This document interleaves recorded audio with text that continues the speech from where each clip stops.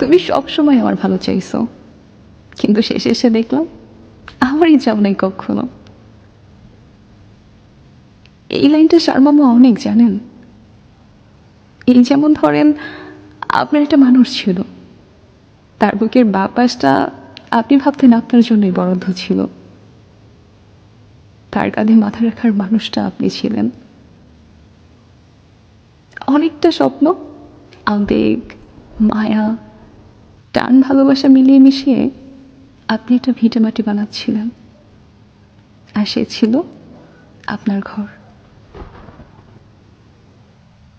কিন্তু সময়ের ব্যবধানে খেয়াল করলেন আপনি তার জীবনের তেমন কোনো জায়গা জুড়ে থাকেন না। It's like unwanted. থাকলে ভালো, আর না থাকলে সে দূর থেকেই আপনার ভালো চায়। আচ্ছা, ঠিক কতটা ভালো চাইলে একটা মানুষকে পুরোপুরি ভেঙে দিয়ে বলা হয় আমি সবসময় তোমার ভালো চাই? আমার আসলে জানা নেই। অথচ দিন শেষে খেয়াল করলে দেখা যাবে আমাদের ভালো না থাকার অনেক বড় একটা কারণ জুড়ে তারাই থাকে, খুব ভালোভাবে থাকে। ব্যাপারটা আসলে অনেকটা এরকম।